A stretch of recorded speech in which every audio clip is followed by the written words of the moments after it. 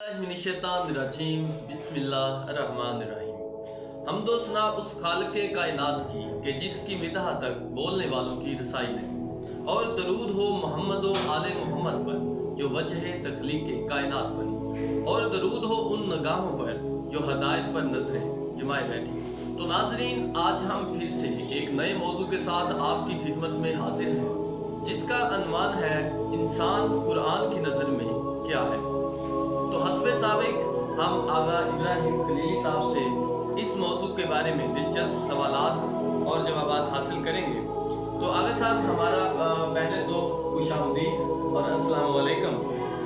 और आगा साहब, हमारा पहला आज का सवाल जो है वो इस मौजू के मतलब ये है कि फितरत क्या है।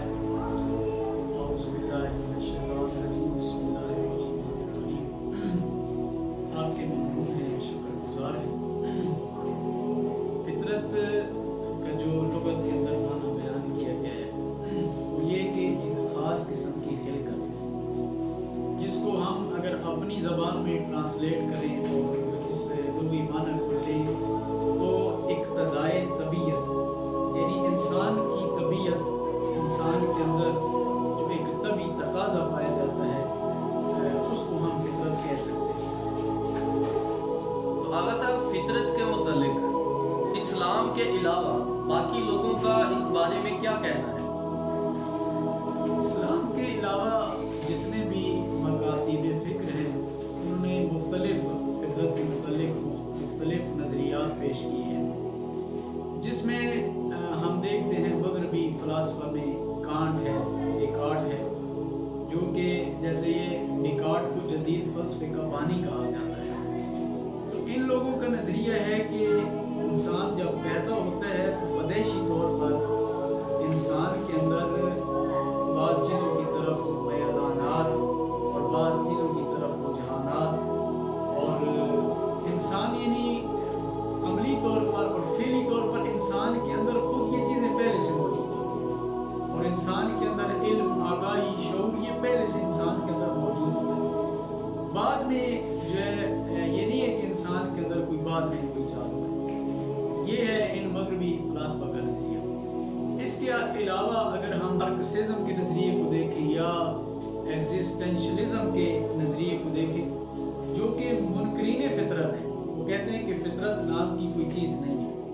अगर उनके नज़रिए को देखें तो वो कहते हैं कि इंसान के अंदर जो है वो किसी किस्म का कोई रुझान नहीं पाया जाता, या इंसान के अंदर ये जो कहा गया है कि इंसान के अंदर पहले से रुझानात पाए जाते हैं, ये भी नहीं पाए जाते, बल्कि इंसान के अंदर ये सलाहियत पाई जाती है कि उसको आप जो भी दोगे वो वही चीज़ कबूल करेगा।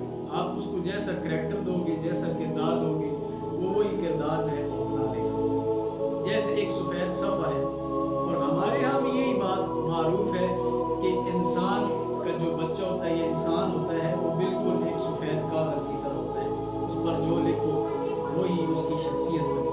ये नज़रिया हकीकत में मार्क्सिज्म का नज़रिया है, और एग्जिस्टेंशलिज्म जो है उनका ये नज़रिया है। और अगर हम फ़लसफ़ा को देखें तो फ़लसफ़ा कहते हैं कि जो है इंसान जब पैदा होता है तो पैदा होते वक्त इंसान को अल्लाह ने सलाहियत देकर और अक्ल और इरादा देकर पैदा किया है, और उसी इरादे और अक्ल को रोई कार ला के इंसान जो है वो कोई भी काम जो है अंजाम देता है या शऊर आगाही हासिल करता है। तो आगा साहब, इस्लाम का फितरत के मतलब क्या कहना है?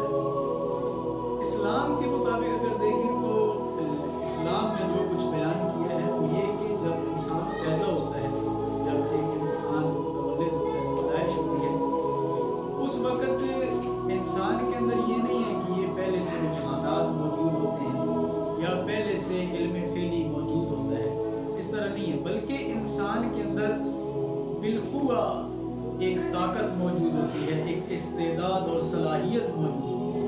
ये मैं वजाहत कर दूँ बिलखुआ, क्योंकि ये लफ्ज़ थोड़ा पेचीदा है। बिलखुआ कहते हैं कि वो काम कि जो अभी नहीं है बाद में होगा। जैसे मैं आपको मिसाल दूँ, अभी ये पंखा है, ठीक है, ये पंखा अभी नहीं चल रहा, तो بالکل یعنی جب آپ بٹن دبائیں گے تو بعد میں یہ چلے گا، یعنی بالکل یعنی بعد میں وہ کام انجام پائے.